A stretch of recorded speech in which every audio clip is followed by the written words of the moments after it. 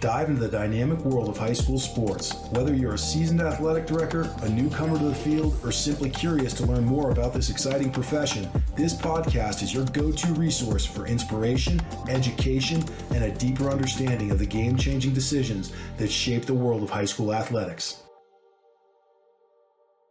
Welcome back to AD 360. As always, I'm Greg Vandermade and joined by my co-host Scott Rosenberg.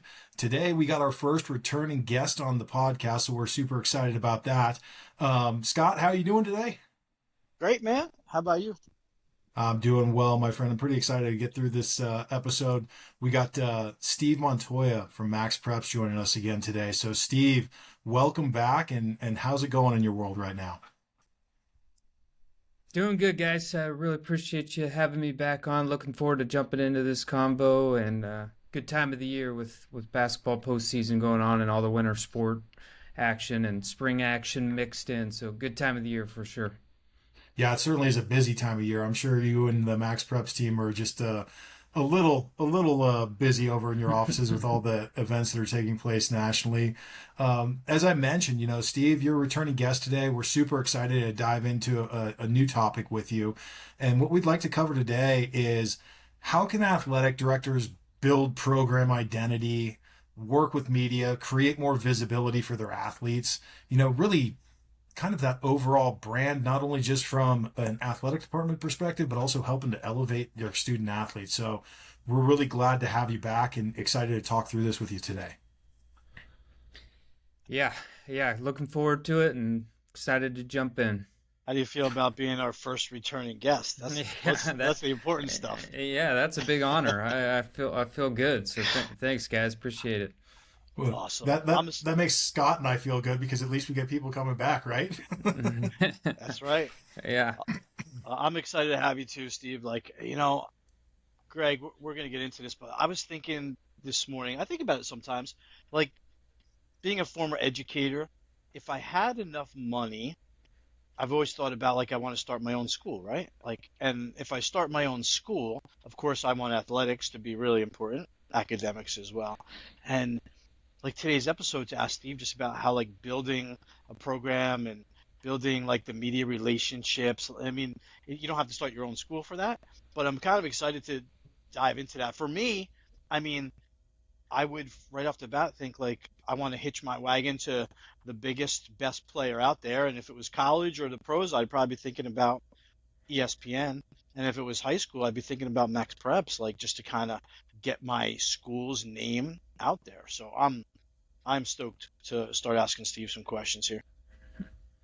Scott, I think that's actually a good segue into the first question that I wanted to ask Steve today is, when we're looking at it from a national media perspective, what can really help high schools and athletic departments stand out, separate themselves from the pack? I mean, the obvious one is this can be from winning, wins and losses certainly separate you, but what other factors beyond just wins and losses can help really elevate and separate programs? Yeah, that's a good question. I think, number one is a clear, recognizable identity for a school is key, especially on the media side. And what I mean by that is a school might be a football factory. We know of them because they're always pumping out high-level players into the collegiate level and then ultimately into the professional level. So they have this identity as a football powerhouse. And when you have that identity, it definitely helps decisions of families nearby to say, well, they have a reputation of helping young men or young women get to the next level that they want to be. You mentioned winning. It is part of it. Sustained success. You're not just 1 year. You have a reputation of building winning programs. That always helps. And the talent pipeline, just to bring that back up there. If you're always pumping out talent, people know of it, and the media know of it. And when you have that too, you start to build a professional relationship with media members like MaxPreps or your local media or your recruiting service, whatever it may be. So I would go back to just that a clear, recognizable identity. And that makes a lot of sense. I mean, like you really want to make sure that that brand that you've built is something that's, top of mind when you think of you. You said football powerhouse. You think of football powerhouses, and I'm sure Scott, all of us on this call, can list off like 5 to 10 off the top of your head that immediately come to mind when you say football powerhouse. Yep. Whether whatever part of country you're living in, them. So certainly building those strong programs helps immensely is what I'm gathering.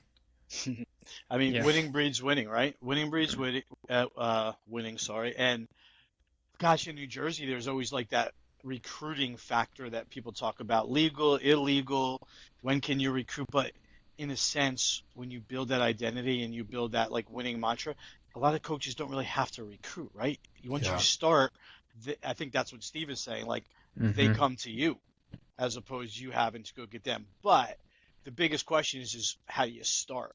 And I think that's kind of what we're talking about, right? So like Steve, if there was one thing that you would say, like you're starting a program or you really want to start getting a more prominent name out there, is there one thing that you would like key on that you would say this is what you should do first?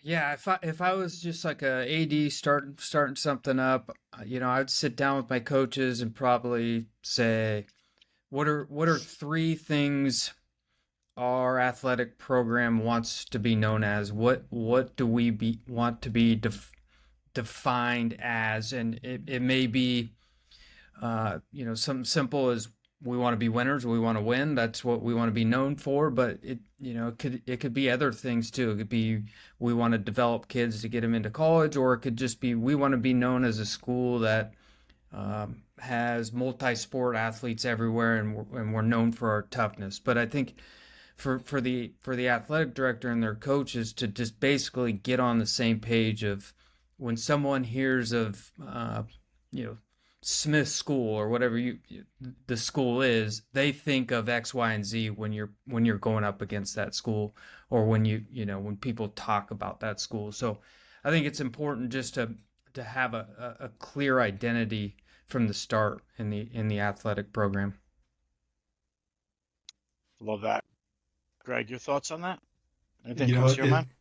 it definitely does come to mind. First, Scott, I'm going to say in the recruiting world, the private school guy, we market. That's what we do is we market. Okay, just we just market well. No, but I Yep. think that to your point, Steve, like you have those three pillars. I worked with Bruce Rollinson for a bunch of years, and he would always say pride, poise, and courage. Like those were the pillars of modern day football. Like that is what you thought of, and he really encompassed his program around that. Like Hmm. those were the elements. And what I'm hearing from you is like take that approach to your athletic department.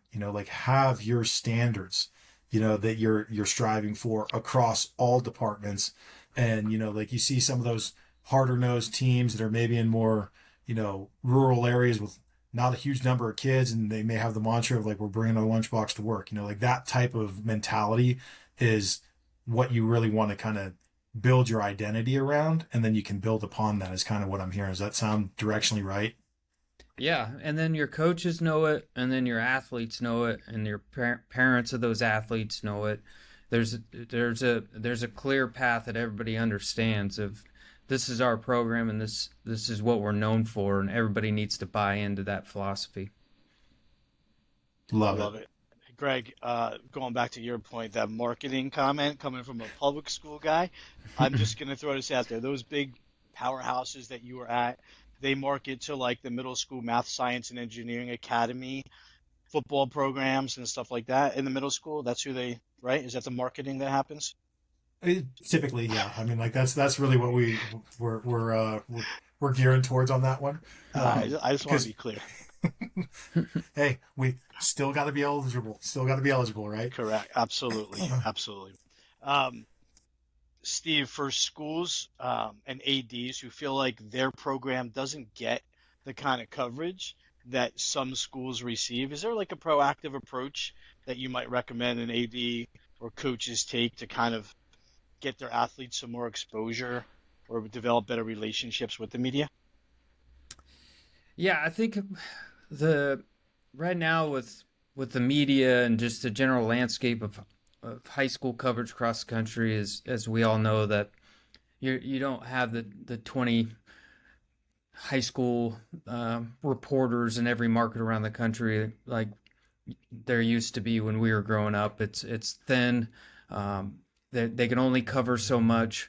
So the more that you are putting out your program and you're helping define, I don't want to say define the full storyline for the media, but you're at least giving them something and building that relationship with them so that they know of your athletes, they know of your program, they know they can go here or there to find out information about your program, and it's not a secret. Your program's not a secret to the media, because the media is, for the most part, we're in high school sports to celebrate high school sports.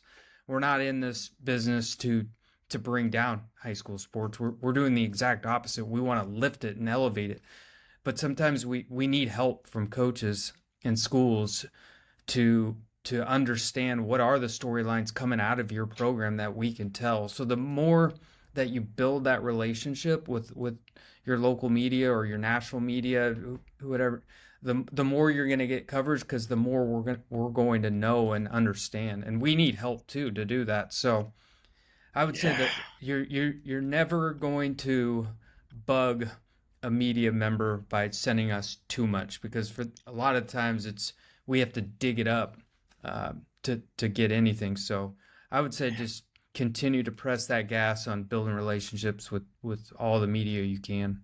I think that is so important what you said. I was going to ask you, like, can we be annoying if we send you too much? But like your point of number one, this shrinking local media, media all over the place, right? Like we have in the local paper here one sports reporter for Hmm. basically every single sport.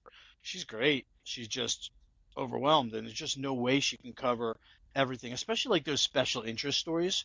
I would say kind of the cool stuff, besides for Yep. just she's going to know who's winning the most, but like those cool special interest stories are the ones like that they can miss very easily. And even a lot of the other sports that are, maybe not the quote money sports. So I think that's awesome to hear. Like, you're not going to necessarily bother somebody from the media by making sure that if even over communication happens. Yeah. 100%. Love it.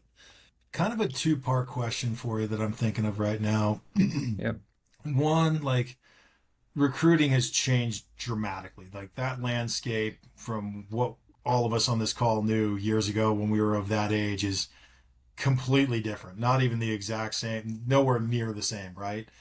And in that realm, like what role can an AD play in helping athletes gain exposure? And with that, the second part of the question is going to be, as an AD, you can kind of have some control over exposure and that stat reporting, getting accurate information out there for when media outlets like a MaxPreps or others are looking for it, as well as recruiters. Like, kind of a long-winded way of saying, one, how important is it for ADs and coaches to accurately get their stats and information out to media members and platforms like MaxPreps?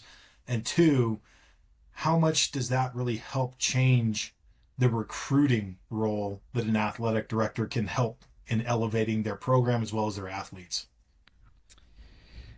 Yeah, I think of the AD as kind of the infrastructure builder.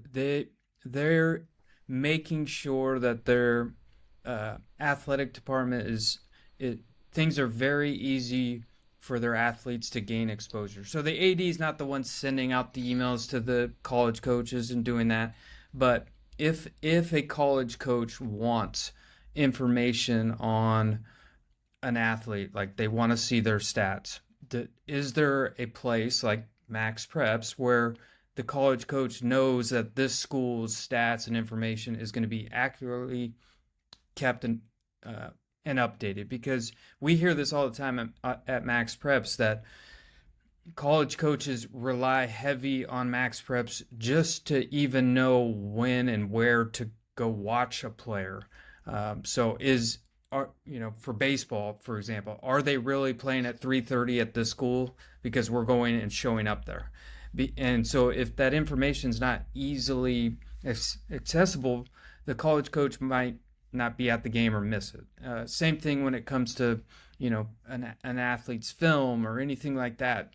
So you're basically building a culture of promotion for your athletes, and you're setting that standard within your program that if somebody's looking at our athletes, it's not going to be hard to find them and get information that they need.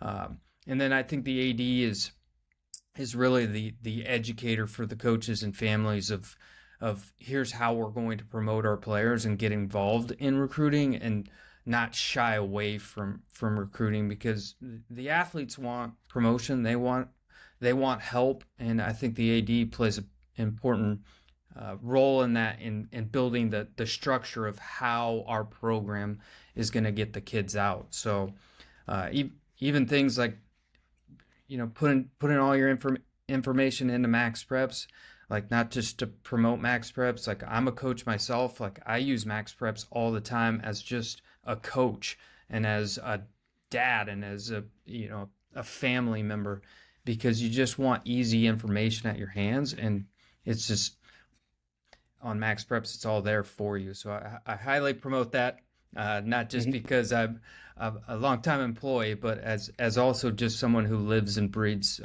high school sports all day. It just makes it so much easier to understand everything from as simple as who's that kid out there to when's the game.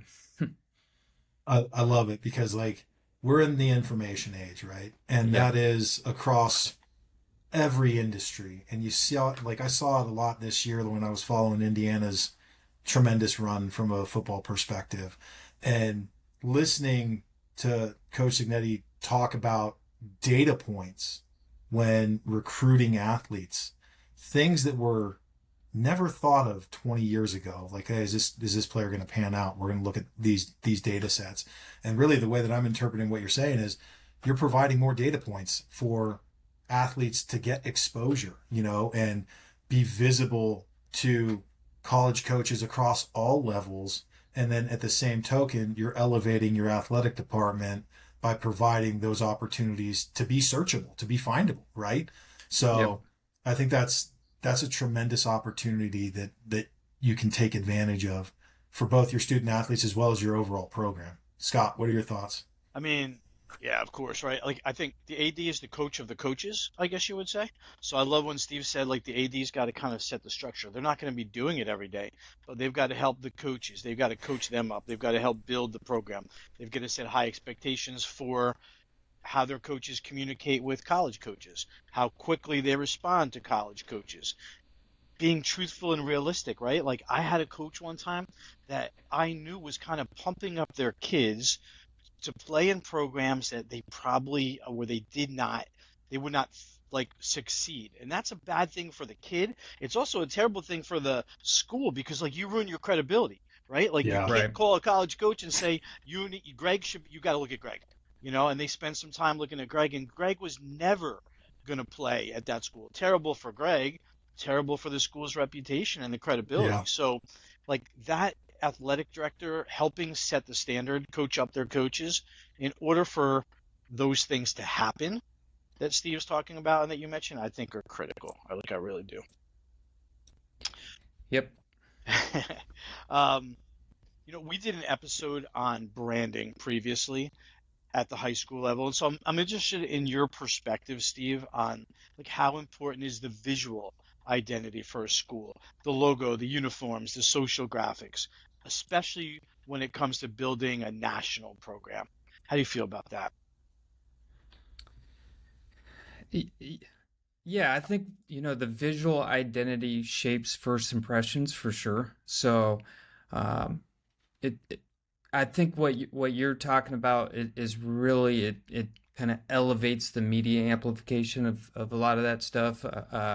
Even, it sounds simple, or it sounds like uh, something you might not even think of, but you just even having your logo in high resolution that media members can use to promote your school, and your logo pops in the newspaper or on MaxPreps or on NFHS network, even the lower thirds, like anything like that, like might not seem like it's a big deal, but it just makes you look a little bit more professional, and you look more like a college or a pro feel to your athletic program just by having a nice logo that the media could get for it.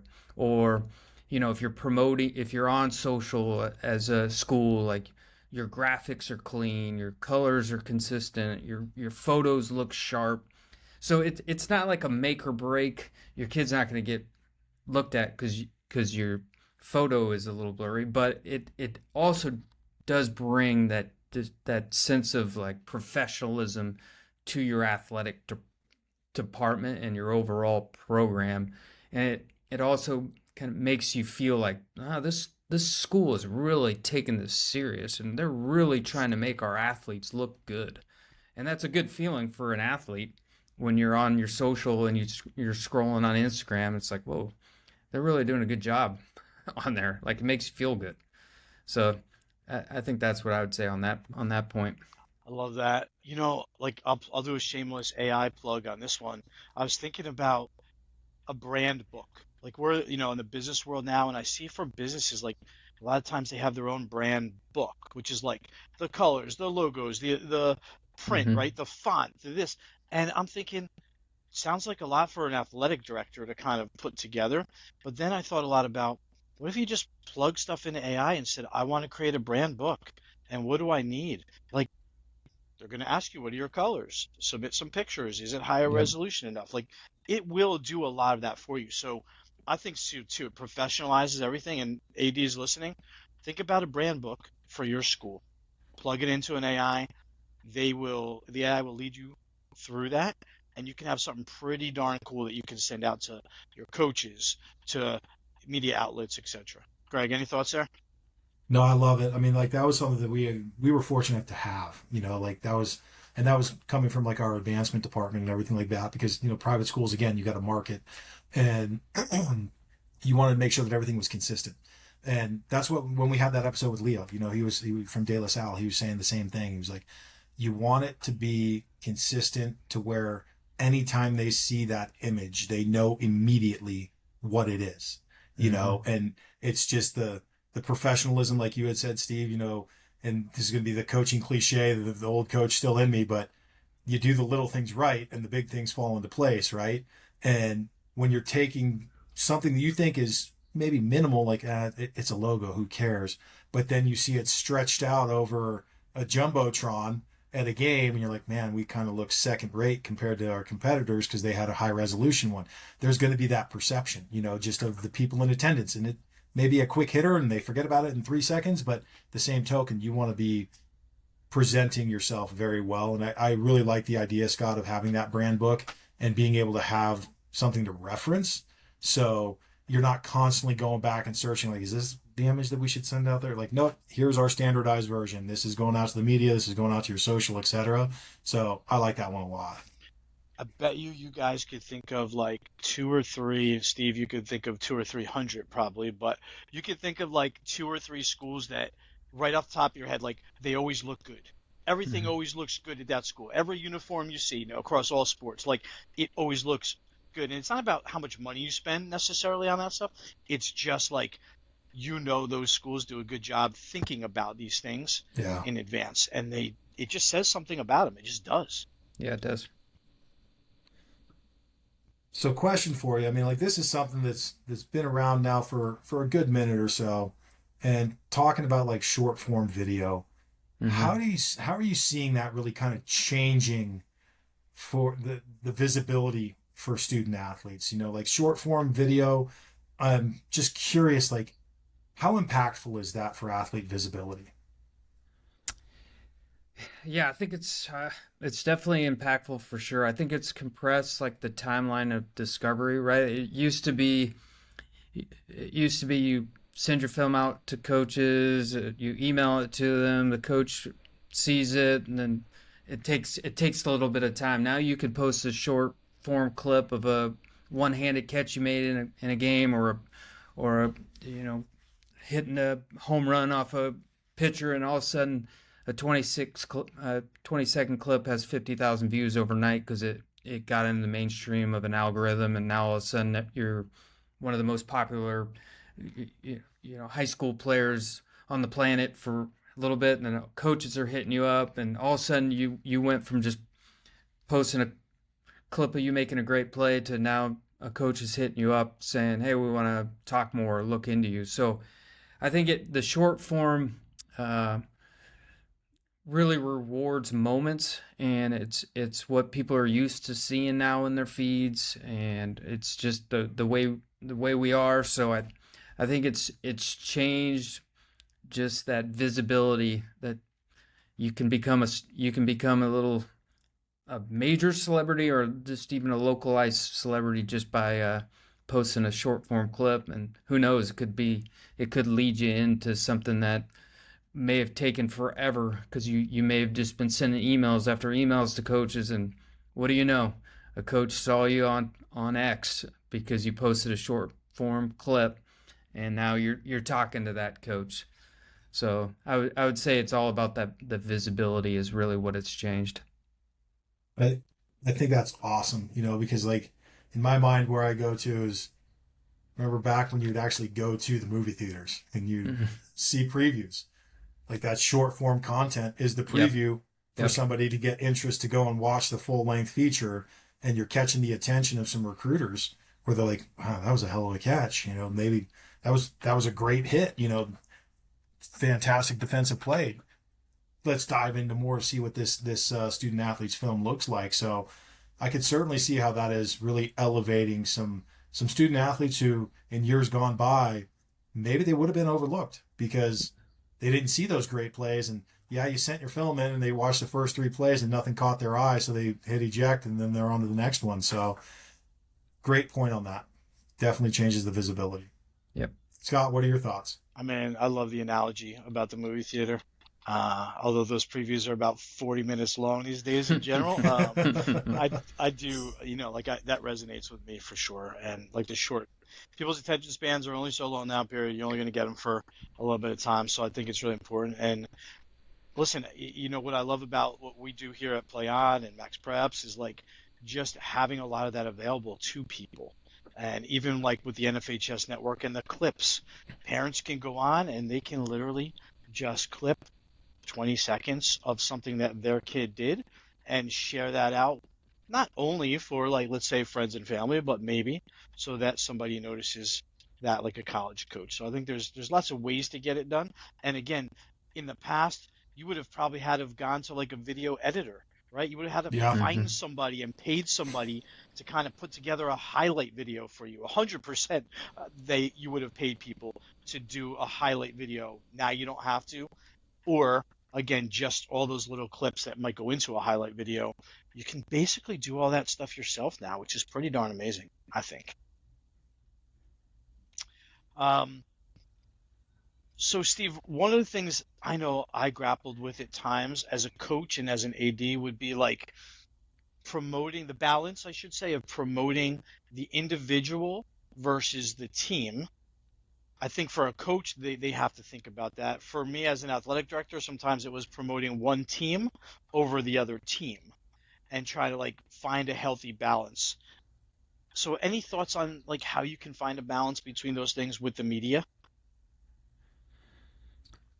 Yeah, yeah. I think individual recognition, should reflect your team standards and your culture too, as an athletic department.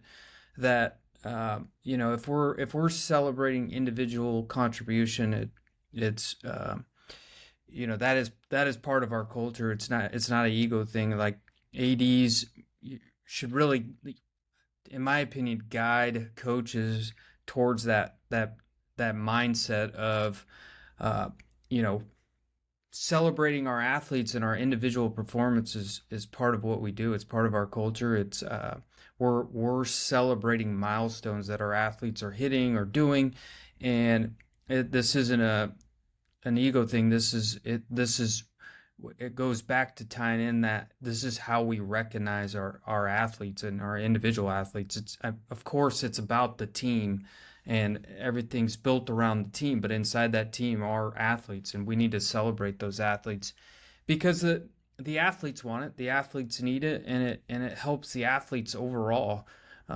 go. So it hopefully it's something that athletic directors can promote with inside their program, that the healthiest programs understand that individual recognition is part of what we do. We recognize our athletes when they're doing something uh, doing something well, and everybody here on the team has that same ability to be recognized. So it is a fine line, I would say, but it's also a line that should be pretty clear. Like, we're doing this for a reason, not just to promote one player over everybody else. And I would think, like, listen, the media loves the individual stories too. Yeah. So you've got to find a way to do both, because individuals crave seeing stuff about other people, and obviously the media is gonna buy into that and promote those kind of things.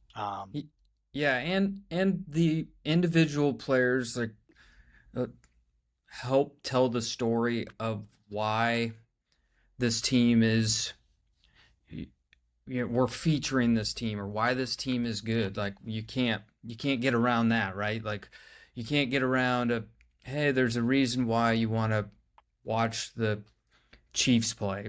Patrick Mahomes is the quarterback, and then this guy's the receiver, and this guy's the running back, and this and this. So it's a bunch of individual stories that makes up the team, but you can't just ignore that there's individual players on that team. And it seems to me, like, I agree, the coaches can help the individuals promote the team mentality when Mm-hmm. the focus is on them, right? Like Yep. Patrick Mahomes is always talking about his line, or the running backs, or the defense got me like great field position, right? So I would think coaches can really help out the individuals in terms of like coaching them up on not what to say, but the important Mm-hmm. parts of celebrating the things that you have, right? That you accomplish, but helping promote the team as well. Yeah, that's a great point. Greg, any other thoughts on that? No, I really like what your last point there, Scott, because like what was coming to mind as we were talking through this is, you certainly you need to celebrate those individuals. Like it's warranted. You want to make sure that you're showcasing the accomplishments, but when done right within your athletic department programs, you know, the culture is there that when that individual is being celebrated, to your point, Scott, they're immediately kind of deflecting the light off of them and shining it onto this is what the program's doing, and that's why I was able to get to this accolade, right? So I think if it's a multifaceted approach, but like culturally, if you're doing things right within your athletic department programs, then yes, you're going to go out there and you're going to celebrate these individuals, and they're going to be getting the praise that's so rightly deserved. And at the same token, they're going to be praising all those around them. And it's kind of one of those like tides raise all ships, right? And I really like all points on that where you have the opportunity to spotlight an individual while at the same time showcasing what your program's all about. So, question for you now, Steve, is going to be, as this ever-changing landscape um, for high school sports now, I mean, it's changed immensely over the past 5 to 10 years, just with technology, innovation, et cetera. Do you foresee a point in time where schools are designating someone internally that's just going to oversee athletic department content and promotion? Essentially, are we going to start seeing SIDs in the high school realm? Yes, I think so, and I think we're already starting to see it. When we, for example, when we did the MaxPreps game of the week in football during the fall season, our national game of the week, many schools that we dealt with, we were dealing with somebody who was in control of, you know, the media and in control of setting up where we'd be in the press box, what we'd do on campus, getting us on, interviews, things like that. We weren't dealing directly with the athletic director. Now, of course, 9 out of the 12, let's just say 90%, we were dealing with the athletic director, but there were a few schools like St. John Bosco and a Duncanville, schools like that, Bishop Gorman, where you already have someone like that in place. And so it may be a slow build out, but I think we're starting to see it already, and I think we'll see that expand, especially probably those bigger programs. But it's a slow start, but I think we're going to get there with a lot of schools across the country doing that. And that's awesome to see, because that's just growing the athletic director profession, right? Mm-hmm. There's more opportunities for people to get into athletic administration. But also, I mean, Scott, you know this as well, if not better than me, the number of hats you have to wear as an AD, that's a tough one to juggle. I mean, there's a lot of operational elements to ensuring content and promotion and all those things are getting done right, that it could easily become a full-time job. And in many cases, like you were saying, Steve, already is. So it's exciting to see that taking place in the high school space. We've long seen it in the collegiate space, and everything's kind of that trickle down effect of high schools looking to college to do what they're doing. And I think that would be fantastic if we saw that, become more commonplace across high school athletics, because all it's going to do is provide more opportunities for student athletes to be seen. Scott, what are your thoughts? Yeah, I mean, I think you just have to plan ahead, figure out ways to get this done, whether you can do the everyday stuff with like student managers or student Mm-hmm. SIDs and getting them involved. Obviously, when Max Preps comes in for the national game of the week, you're not going to put it on a kid. But if you have students who are sort of trained on the everyday media stuff, they can do a great job and promote and take away some of that work for you. Um, Listen, Play On and other companies too are also helping automate this kind of stuff if you think about it, right? Like, Mm-hmm. hey, highlights are there for you. Hey, we're gonna have video previews of games. Hey, we're gonna promote the next game after the game ends on Tuesday night. We're already sending out emails to like a whole bunch of people who are signed up to get alerts on a specific school, and like they automatically go out. Hey, hope you enjoyed Tuesday's game. Next game is Friday. Like there's just ways to kind of automate some of this stuff to take a bunch off of your plate, because as we've talked about, the AD job is big.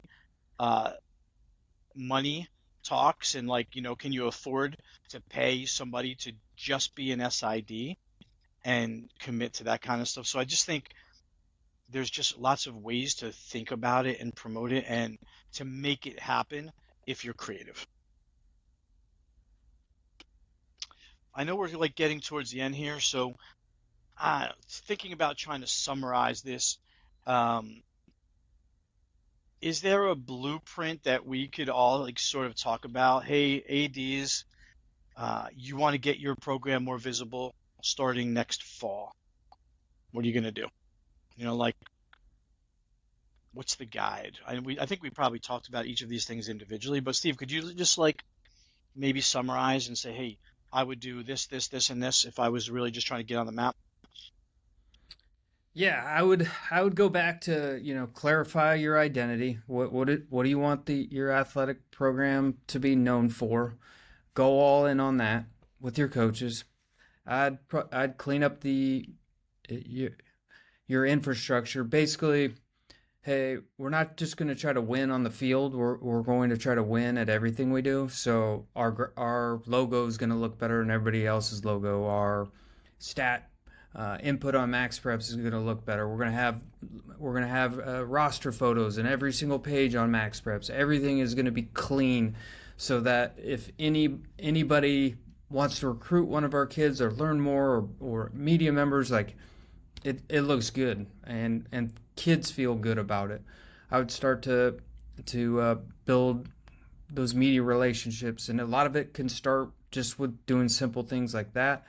And then I think I would lean heavy on even going strong on social media, and really making sure that we're putting things around our athletes and our teams on social, because media members are on social, we're all on social, and you come across those things now in your algorithm. Even if you're not following a team, you might come across something in your feed, and that might just spark something. That happens to us every day at MaxPreps. We're building out different feeds and algorithms that we're looking at all the time. And because a good post may have been posted by a high school, we may have just picked up a storyline on an incredible.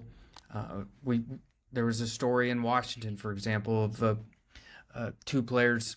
Dad had just recently died that day, and the two athletes went out and played, both son and daughter, and scored, I think it was 30 plus points each, and won their playoff games. Like, little things like that add up because it comes across your feeds, things, and it just helps media capture those moments, see them, and make them even bigger than they are. So that's where I'd start. Sounds like a good plan to me. I love it and appreciate it. Greg, you want to add anything to that? No, I like everything that you had touched on today, Steve. I think it's very informative for ADs to hear. You know, big takeaway for me is get your information out there, Mm-hmm. provide it before someone has to come and ask for it, because then you already have the visibility and people are going to be more enticed to learn more about your programs. And there are many things that you've listed off, Steve, that are actionable items that ADs can take back to their office, and in the coming weeks and months as they prep for the 26-27 year, have those as like checklist items, for each season. Scott, you and I have done multiple episodes of like prepping for winter sports, etc. And those can become checklist items, and it really just overall benefits your student athletes as well as your program. So this has been very insightful. I appreciate it. I think so too. Listen, my takeaway, you didn't ask, but I'm going to say it anyway because that's me. Uh, make it easy. Make it Yep. easy. We just talked about how busy everybody is, whether it's a parent going to find some information, a coach, a media outlet, like a prospective athlete. People just want to find things easily because they don't have time. So the more simple and easy that you can make it for people, the better. Um, that's my biggest takeaway. Love it. This has been a phenomenal episode. Really appreciate you taking the time today, Steve, and Scott. I think that it's implied. I always want your input. I don't think it ever needs to be asked for. I think that you just know it's implied on that. But Yes, really sir. appreciate both you gentlemen today. It's been a lot of fun. And for those of you that have tuned in today, if you liked what you heard, make sure you give us a follow on Spotify, Apple Podcasts, or wherever you get your podcasts from so you don't miss any new episodes and content. And with that said, certainly a big thank you again to Steve Montoya of Max Preps for joining us today, and as well as my colleague Scott Rosenberg. Really appreciate you helping us through this. And from AD360, I'm Greg Vandermade. And I'm Scott Rosenberg. Monday night, go Kinnelon Jefferson Sparta Co-op in the state finals in ice hockey. Thanks, There we Steve. go. Love it. Until next time, folks.